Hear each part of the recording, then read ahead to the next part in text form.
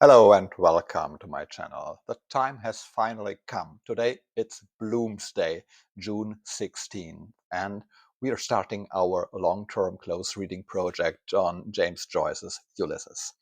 Starting today, there will be a video on Ulysses every 3 weeks, and each video will cover one of the 18 episodes of the novel. That means that the whole project will take more or less 1 year. For those of you who have just joined this project, I recommend to take a look at this playlist here, where there are some introductory videos to 4 works of world literature that you should have read before starting reading the Ulysses. It will help tremendously with understanding the novel. But for those of you who feel well prepared, here we go. Today I'm going to talk about the first episode of Ulysses, the episode that ends with the word usurper. That's more or less the first 30 pages of the novel, depending on the edition. Why do I mention the page and the word? Because most editions don't have any chapter headings or titles. So before we really get started with the first episode, I would like to make 2 preliminary remarks. If you're not interested in that, you can just skip this and move on to the next chapter by using the timestamps. The 2 remarks. The first one is how to deal with all the details that are crammed into this text, and the second one is about my method I used to analyze this chapter or this episode. So, how to deal with this wealth of detail. So, I think that this novel, something that as a reader you recognize very quickly in the beginning, that this novel is a small universe in itself. Not a small one. It's probably a quite big one. It is impossible to get to grips with all the details, especially on the first reading. So there are so many allusions to Irish and English historical figures, literature, politics, to specific English or Irish folk songs, legends, ballads, fairy tales, nursery rhymes, toasts and jokes. All these references are so numerous that you can really get lost in them, especially if you're neither Irish nor a native English speaker. So but I thought so this can be a bit frightening for readers who are neither English native speaker nor have grown up in Ireland. But I think you really don't need to know all this. You don't need to look up all this, or you don't need to understand all these references in order to enjoy the novel and to understand the main thrust of these episodes.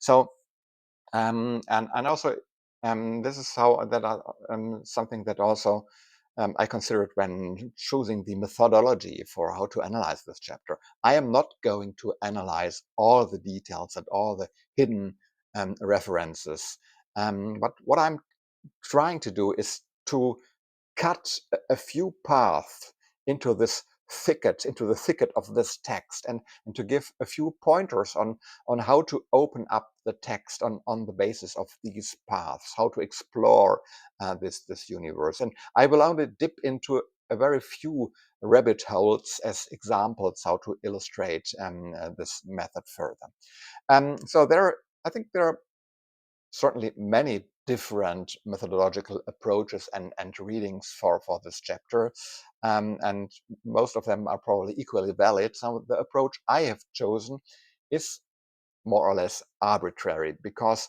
I chose this method because reading the chapter reminded me of my experiences at primary school, and the primary school lessons in the late 70s and early 80s.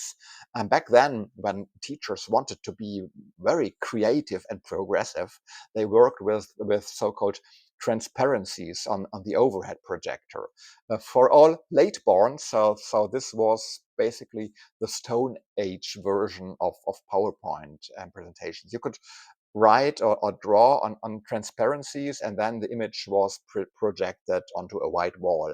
And just like in PowerPoint, you could also make kind of animation, because you could build up a complex image by gradually layering several transparencies on top of each other, and with each transparency a new building block or a new element of a complex figure or a complex picture or a complex table was added.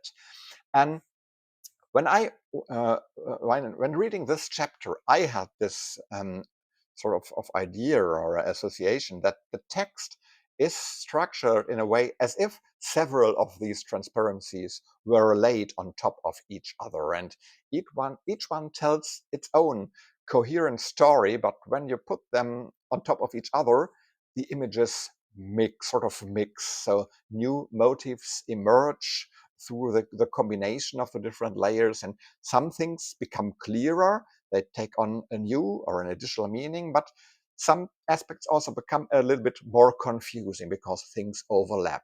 So, and starting from this idea, what I would like to do now is something like a deconstruction of this complex image. That is, to lift the transparencies one after the other, and first look at each one of its own, and then, where appropriate, also point out how the elements of a particular transparency or level link to elements on the other levels. So, a long preamble.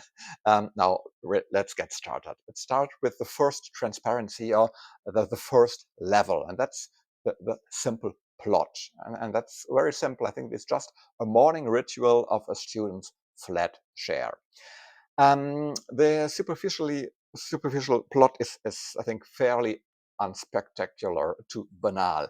We get a little insight into the morning routine or morning ritual of a man's shared flat on the outskirts of Dublin. And so the building is somewhat unusual. It's a tower, a former military tower on the coast. It's Sandycove in the south of Dublin Bay, a tower that was formerly used for military purposes. And living together in this shared flat are three young men: Buck Mulligan, a medical student; Stephen Dedalus, whom we already know as the protagonist from the novel A Portrait of the Artist as a Young Man; and Haynes, an English guest and also a student, who obviously has very vivid dreams at night, which annoys Stephen a little bit. Buck Mulligan. So the episode starts with Buck Mulligan shaving on the roof terrace of the tower, and so he is doing a very traditional wet shave with shaving lather, a shaving brush, and a razor. And he talks while shaving. He talks to Stephen, and they have some exchange of thoughts, and then Buck prepares breakfast, and all three of them, they have breakfast together: eggs and probably scrambled eggs and bread.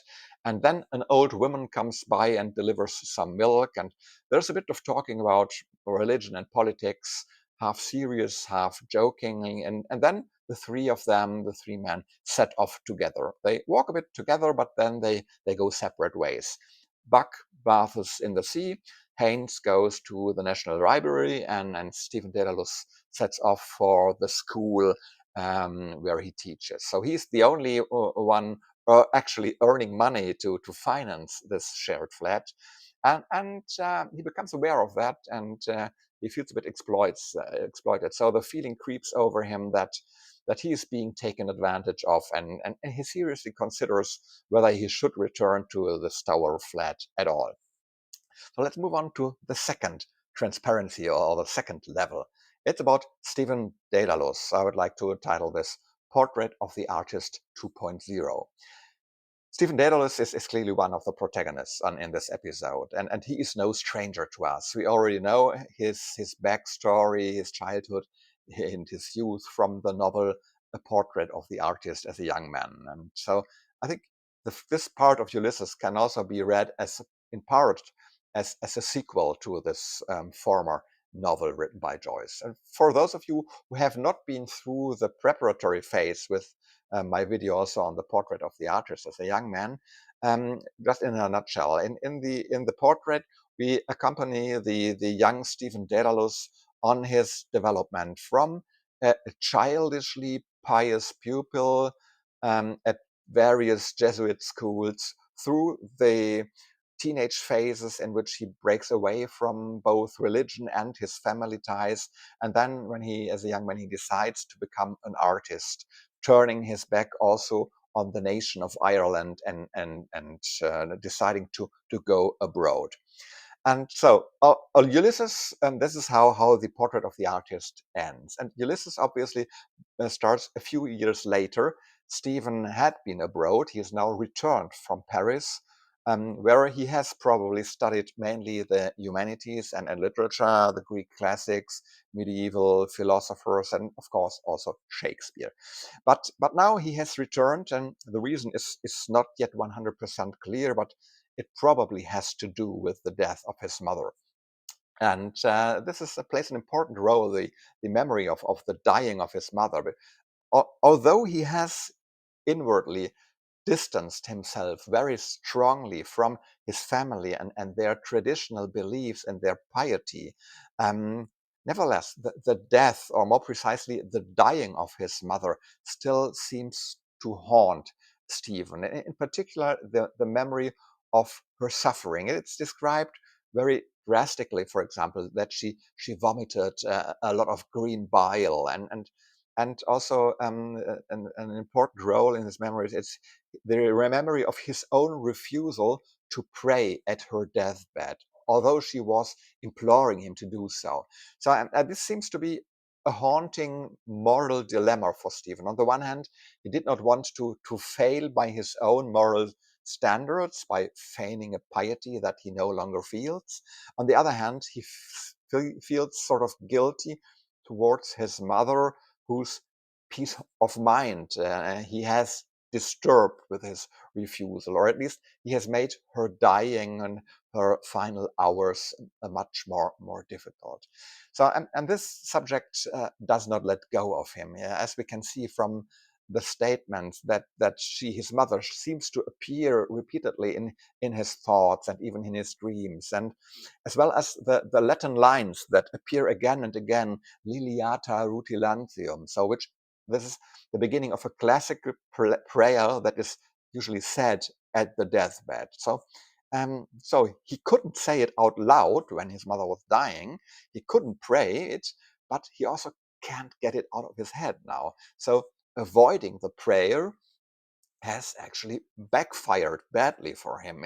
Instead of dealing with the issue by denying it and putting it aside and getting rid of it, it is constantly present in his mind, and it dominates his thoughts. And I think maybe this can be read as a kind of psychological message by Joyce. So we cannot get rid of the imprints of our past, and just repressing or negation just has the opposite effect. It can backfire. It keeps the old ways of thinking and memories all the more present in our minds.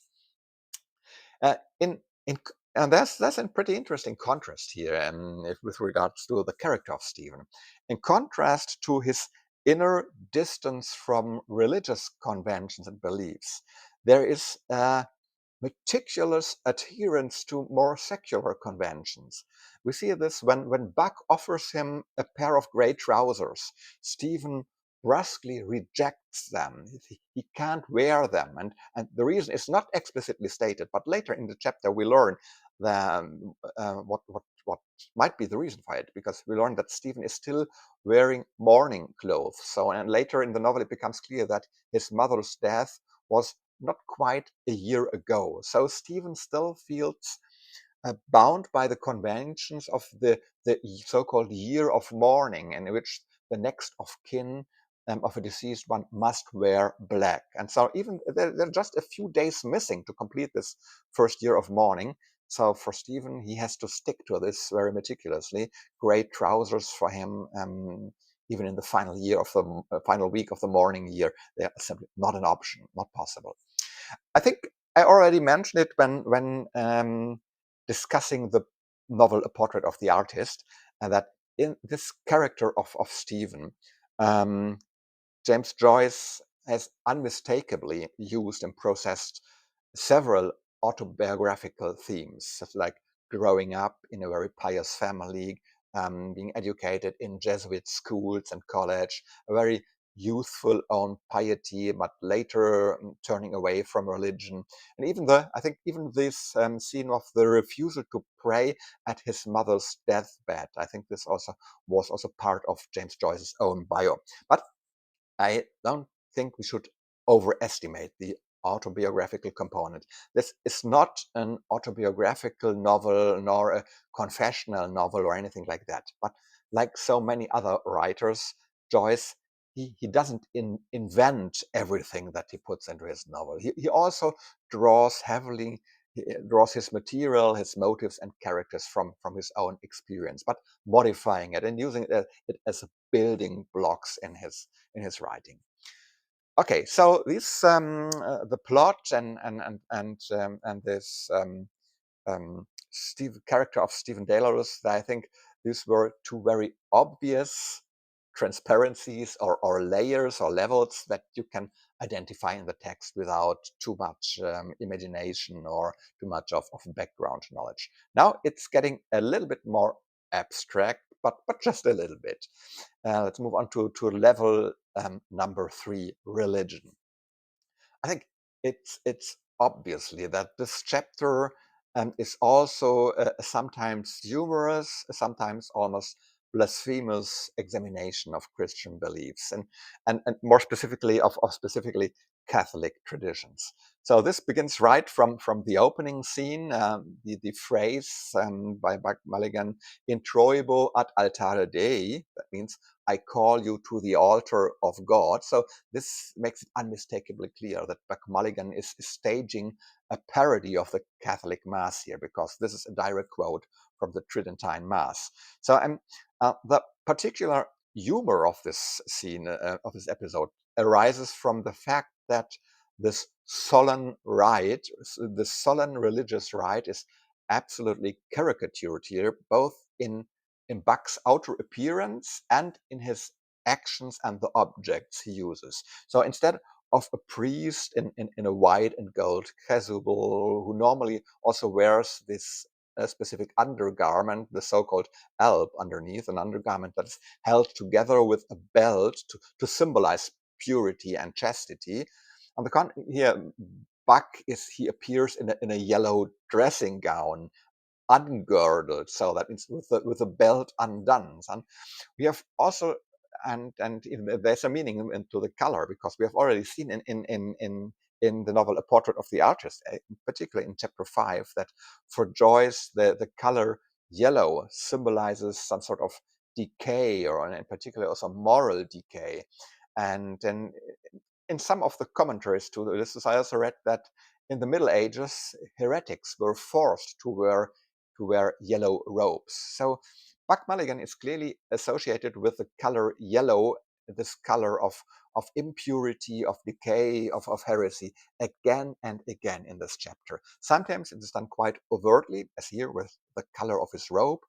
Sometimes it is quite covertly, when his hair described as oak colored. So this is not a reference to green leaves of an oak tree, but the untreated oak wood is quite yellowish. And later the color of his vest is described as primrose, which is also a sort of yellow. And so there's a very strong connection between Buck and this color of impurity, of moral impurity, of decay, of heresy. So that is the first parody of the Catholic Mass, where the priest is expected to represent purity and chastity and cleanliness. And then there are also there's this parody at the level of the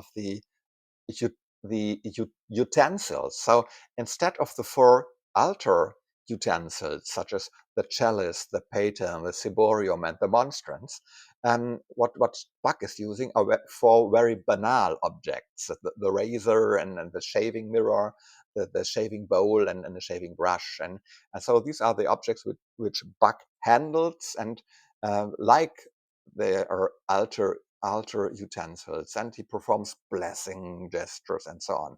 And he recites many formulas that actually appear in the Catholic Mass, but he often modifies them. And so in this parody of the text is not limited to the corruption of the real texts of the Latin Mass. He also introduces some theological side swipes when he talks, for example, about a little trouble about those white corpuscles. So this is a clear allusion to the dogma of the so-called transubstantiation. That is the belief that the consecrated wafers, the white particles, the white corpuscles, they actually turn into the body of Christ.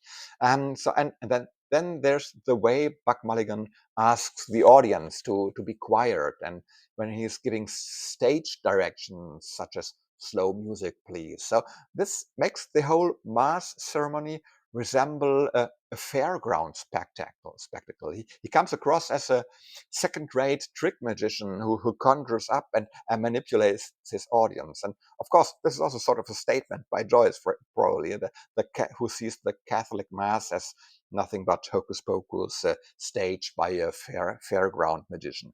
I think this would fit in with Joyce's very critical attitude towards religion. However, this reference to the Catholic Mass continues throughout the entire episode, beyond what Buck has said on the first 2 pages. Also, the structure of the episode, at some points, it reflects the structure of the whole plot of the Catholic Mass. A few examples. I'm sure you can find more. In the Catholic Mass, there are 2 important acoustic signals. It's the ringing the little bells by the altar boys. And this is immediately before and after the consecration.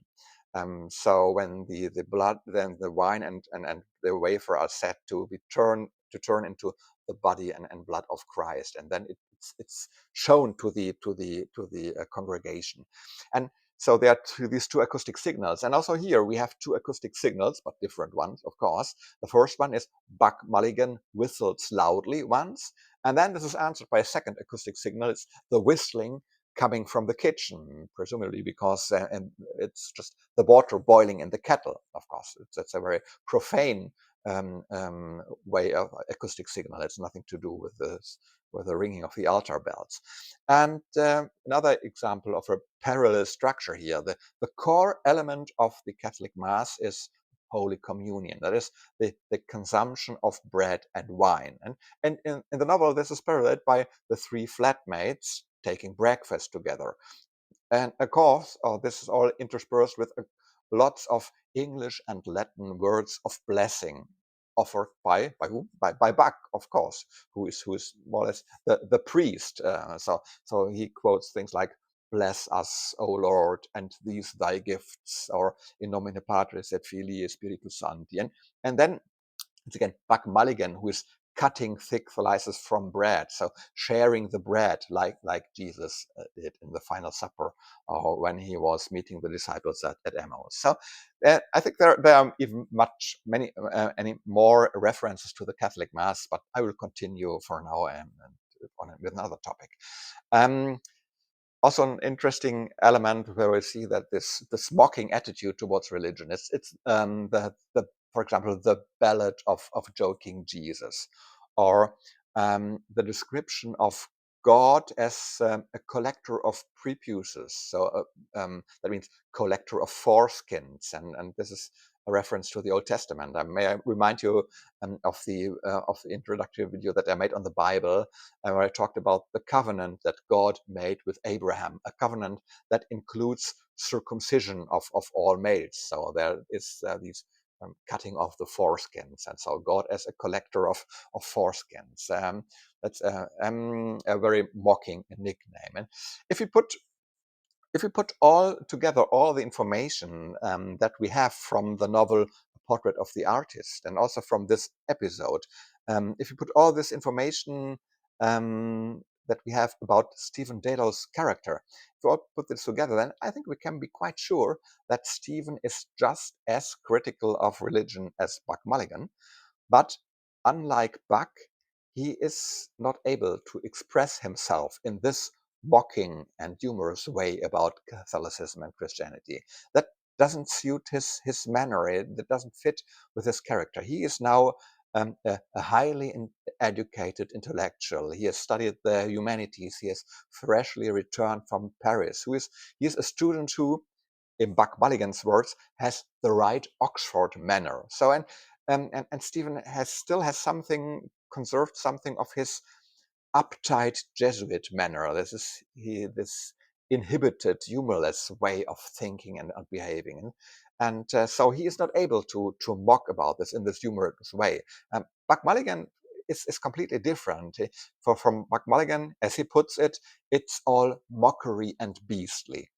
And so I think Buck therefore has a kind of an important harlequin function in this episode. Like a sort of a court jester who is allowed to say everything that others cannot say. Or he works as a distorting mirror, reflecting what Stephen thinks, but in a sort of distorted, more humorous way. All the topics that Stephen is struggling with, the confrontation with religion, the inner struggle against Catholicism, Stephen can only express this in a very labored and clumsy, intellectual, academic Oxford style. But Buck can do this freely and very entertainingly. And I think this was a very clever narrative trick by James Joyce, uh, it, it, in order to be able to deal with these topics in an entertaining way, in a way that is important for the novel, but makes it more entertaining and interesting to the reader. But this is a way that would not have been possible with Stephen, because it would not have fitted Stephen's character.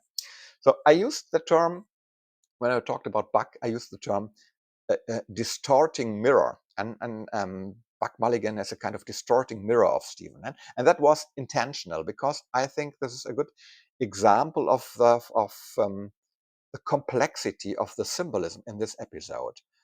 I think at the latest, by the second reading of this episode, when you already know that we have a parody of the Catholic Mass on the first few pages, you will probably have noticed and nodded knowingly when you read in the first sentence that a mirror and a razor lay crossed on the bowl of leather. And crossed, of course, Joyce doesn't write that down without thinking. It's not a coincidence. A parody of Christianity follows shortly afterwards. So it's no coincidence that the razor and the shaving mirror used in the parody, that they imitate the cross as the central symbol of Christianity. But we can turn the screw a little bit further. The shaving mirror and the razor do not only have the function of an altar device. Buck Mulligan also indicates a second level of meaning. He explains this himself. He refers to Stephen as Kinch the knife blade, and so he associates Kinch with the razor, with and he uses the shaving mirror to look at himself, and he even talks to his reflection in the mirror.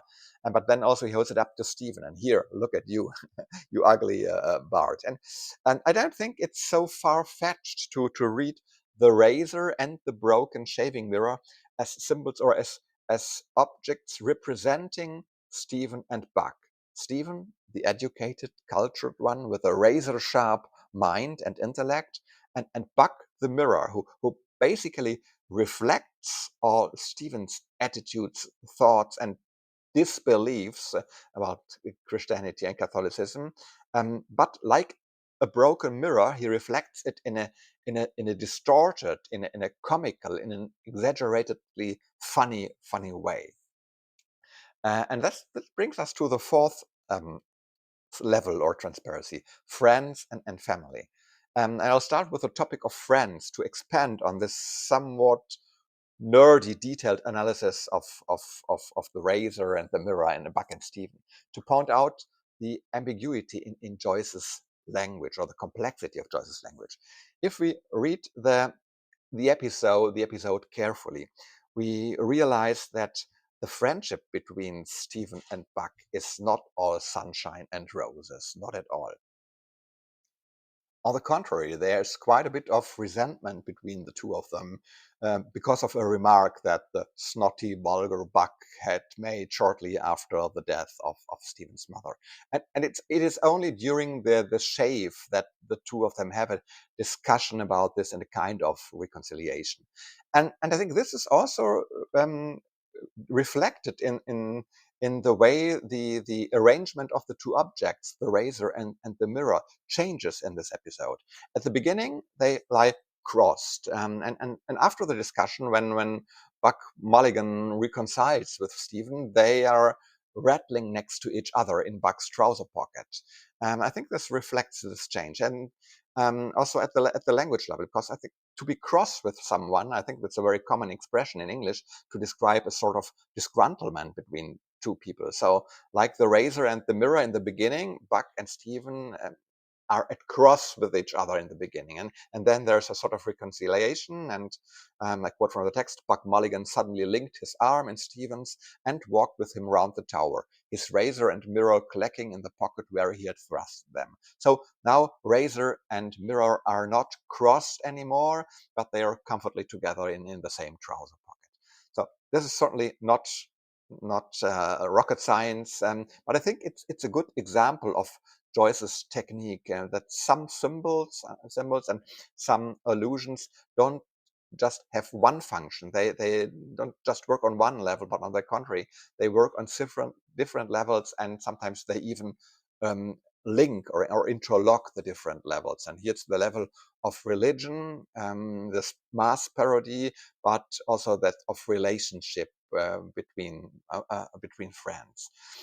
So I believe that Joyce had a lot of fun constructing these little games and Easter egg hunts, and I think he also wanted the reader to have fun discovering these little things. We know that from the time when he was writing his last novel, Finnegan's Wake, that his wife reported that she often woke up at night because Joyce, he was laughing so loudly about his own language games, about the riddles he put into the text. So I think that fits the picture very well. I think he loved preparing this sort of Easter egg hunt for his readers.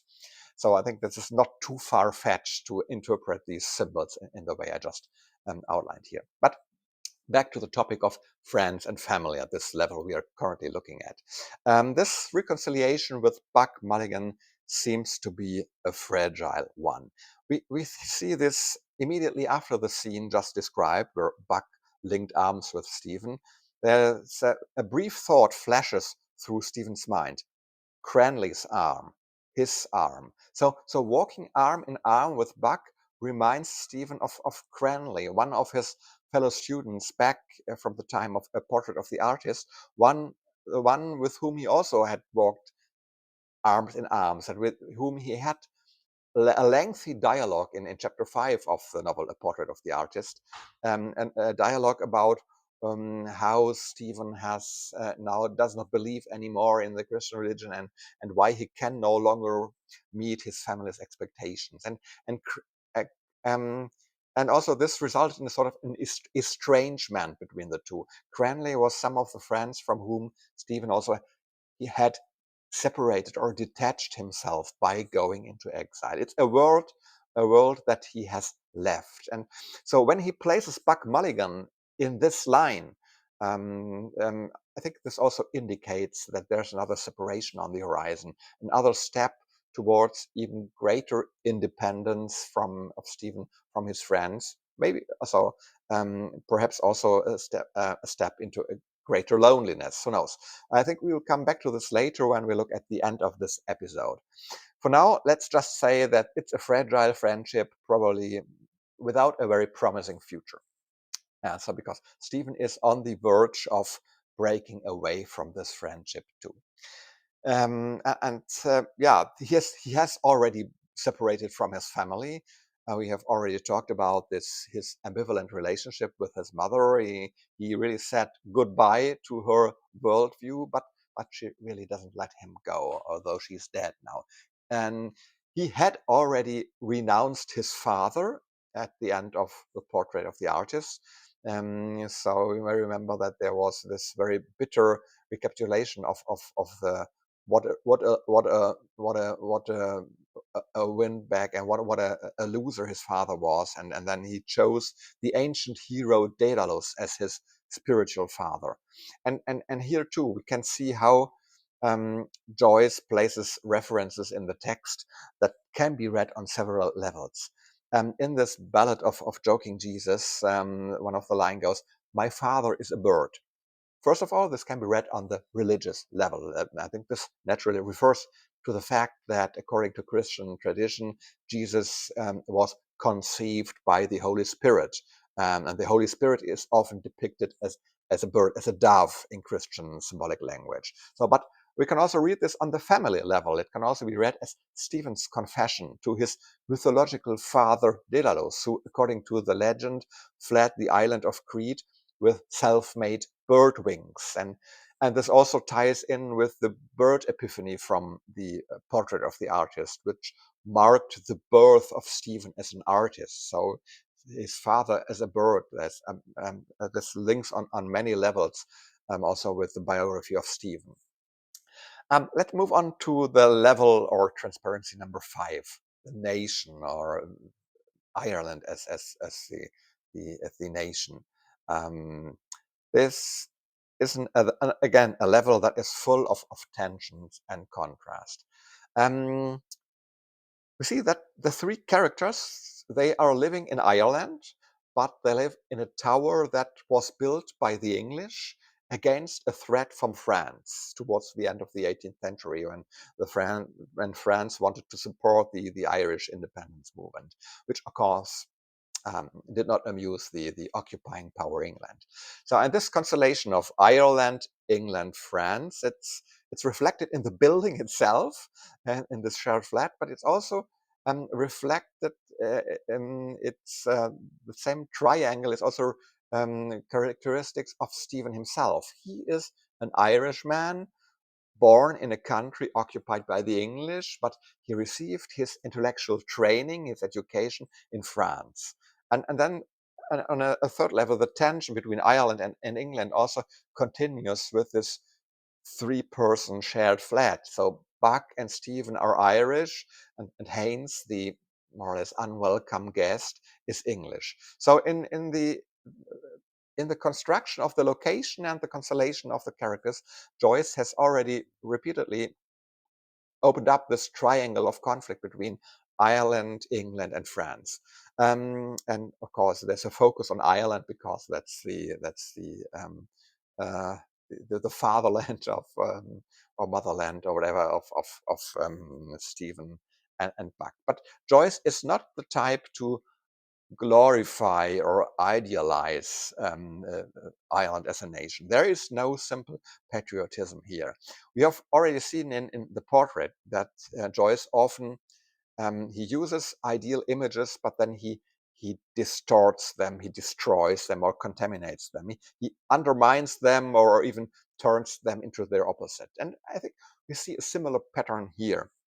Looking at Dublin Bay, at the sea at Dublin Bay, Buck waxes lyrical about the sea as the mother of Ireland, as our grey, sweet mother, the great green mother, and so on. And then the color of green, the Irish national color of green is mentioned, but typically for Buck and for Joyce, it is sort of dragged into the mud. It is now called snot green. That is so a vulgar, dirty, low version of green. And then also the sea. It's not anything anything sublime now. It's the sea is scrotum tightening. So it's very cold and probably even aggressive. And then again we have the mighty mother. So the metaphor of the sea and of the nation as mother is used again and again, and it's exaggerated, transfigured, until then the image tips over into the disgusting again. The green sea in Dublin Bay leads back to the level of family because it triggers some associations in Stephen's mind. He now it reminds him of the bowl of white china filled with green sluggish bile. at the deathbed of his mother. So all this, the sweet green mother, and they see it turns into a rather unesthetic, almost repulsive picture. So and then the theme of nation comes into play once again when the milkwoman enters the scene. So she is introduced with the terms silk of the kine and poor old woman, names given her in old times. And according to one of the commentaries I read, these are, so silk of the kine and poor old woman, these are traditional terms for Ireland as a nation. And yeah, I think a milk woman also fits into this archaic image of the nation as a nurturing mother. But this image, again, it's also twisted or turned upside down. This original Irish woman, the epitome of the nation as a nurturing mother, she can no longer speak her own language. She can't speak Gaelic. She doesn't understand it. She is even humiliated by the Englishman who speaks to her in Gaelic, which she just doesn't understand. She even has to ask whether it is Gaelic or French or any other language. So, in other words, there's also a bitter indictment of the English language colonialism in Ireland. So first they robbed the Irish nation of its language, and then they humiliate it with it, because they are talking down to them. Oh, you should, you should now conserve your Gaelic language. You should talk it. Okay, let's move on to the sixth transparency or level, the Odyssey. One could argue that a parallel to the Odyssey is sort of far-fetched, and that we should be careful not to read things into the novel that we don't even know the author intended. But I think with the situation is a bit different here, especially with regard to the Odyssey, because we know very well that James Joyce deliberately included parallels to the Odyssey here. We do know this not only because he gave the whole novel the title Ulysses, but also because he made some other very specific reference. He gave a lot of hints. There are at least two known schemas that Joyce gave to friends, schemas which are supposed to provide a kind of decoding aid. So one is the so-called Gilbert schema, and the second is the Linati schema. And both schemas are freely available online. There's a Wikipedia article on them, on each of them. And so they're slightly different, but there's a huge overlap. And so and one of the most prominent common features of both schemas is that they assign a title to each episode, a title which clearly makes a reference to the Odyssey, because it's a title of an episode in the Odyssey, or a location, or a character. And then there's a special feature of the Linati scheme. It's that it also indicates which characters from the Odyssey are alluded to in each of the 18 episodes in the Ulysses. And so the first episode of Ulysses is entitled Telemachus. And so you may remember that Telemachus is the son of Odysseus. Now, at the beginning of the Odyssey, he has grown up. He's a son who is annoyed that there are all these greedy and lecherous suitors. They have occupied his father's palace, squandering the provisions, and lustfully casting their eyes on Penelope, the wife of Odysseus. And the spokesman of the suitors is Antinous. And Telemachus, he despises Antinous, and he wants to set off in search of his father.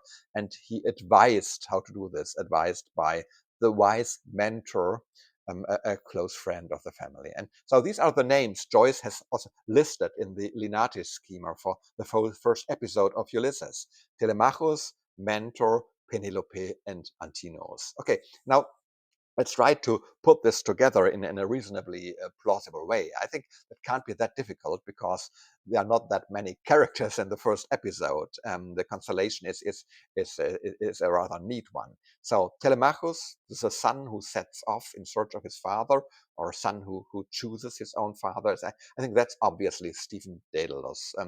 And although the role of the father is vacant in this episode, as well as in the Telemachus episode in the Odyssey, it's all about an absent father.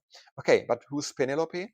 I think Ireland's role as a sort of a mother figure was literally rubbed in our faces quite many times here via the attributes: the great green mother, our mighty mother, the great gray mother, the great dear mother, the poor old woman, the silk of the kine, etc.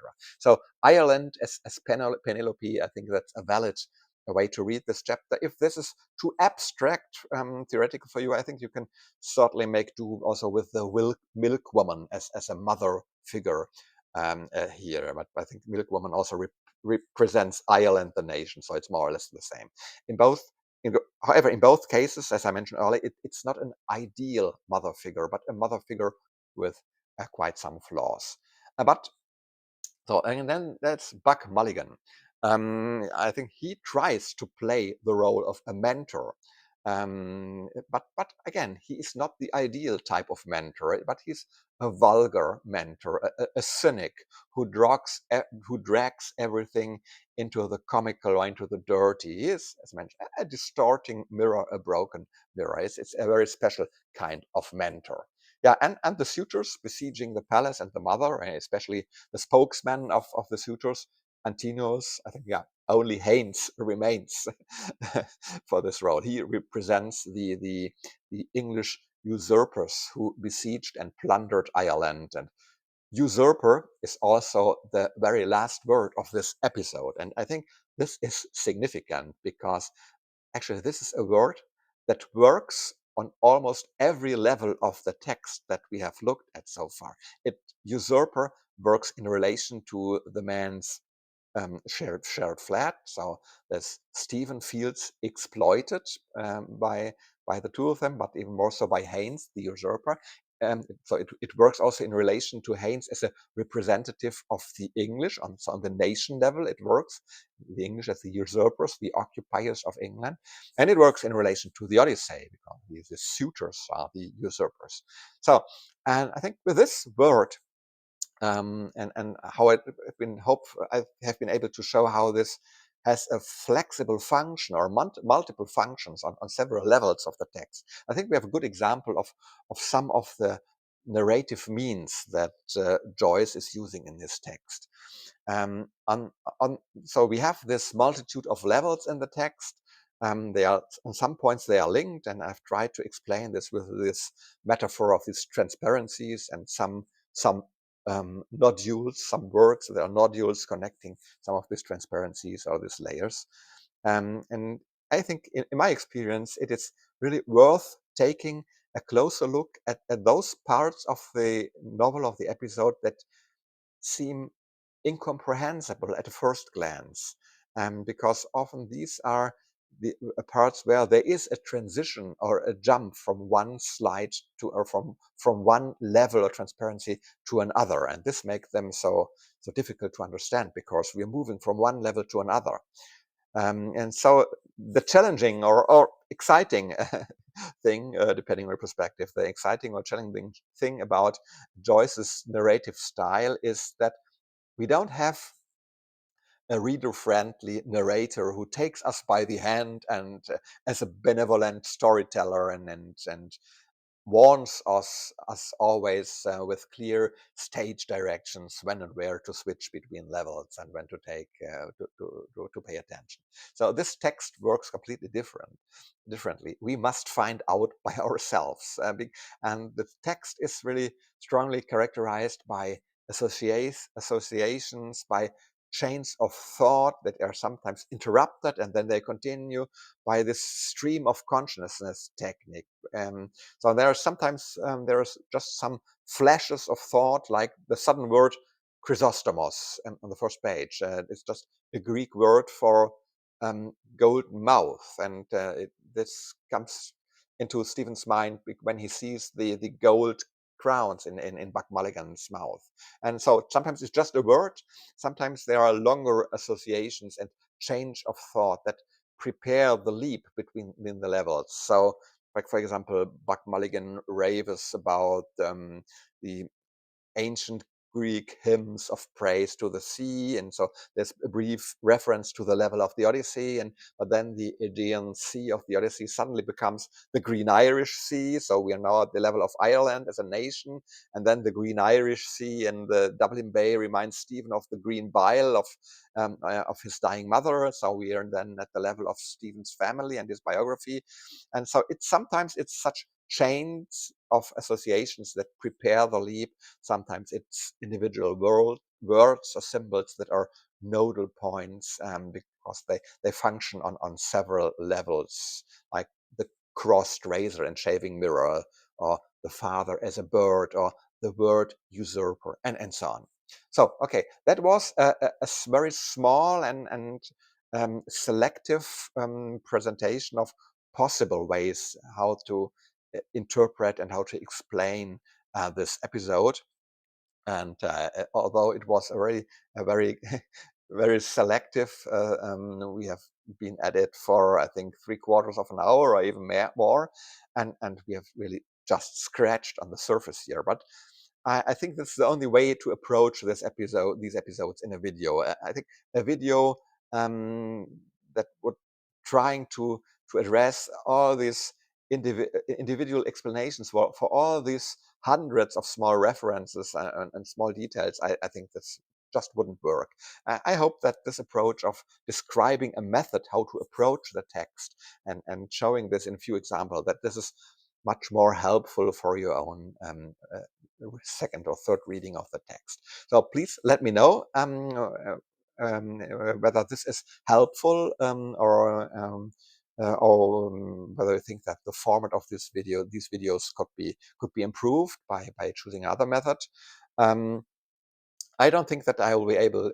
I think that I don't think it's reasonable to apply the same method to each episode. I think all the 18 episodes, they're so different. Some episodes will require another methodological approach. I will have to try to come up with something adequate for each episode. So if my approach has triggered some thoughts in you and you're willing to take another look at the episode, and if you're looking for suggestions where to start, here I have two recommendations for you. First, it's a serious one. I think you can also discover another layer here that we haven't talked about, and that's a layer with reference to Shakespeare's Hamlet. I think there are lots of references and allusions to Hamlet here, and I think it could possibly work out a complete a layer here addressing this topic. A small spoiler, or a small starting hint for a starting point: the last word of the episode, usurper, also makes a lot of sense in the context of Hamlet. But man, this is just a starting point. There's a whole series of other reference points to Hamlet in the episode. Feel free to go on a journey of discovery by yourself. And the second clue is less serious one. It's more to Buck Mulligan's taste. You might want to go in search of other hidden allusions or hints to the color yellow and what it might mean. And here's another hint. Take a look at Mother Grogan, Mary Ann, and the Ballad of Joking Jesus. They all have a little something in common. It is not very tasteful, probably, but that's just Buck Mulligan's sort of humor. Okay, that's it for today. The video on the next episode will go online 3 weeks from today, so that's on July the 7th. And until then, have a great reading time. Take care. Bye bye and ciao.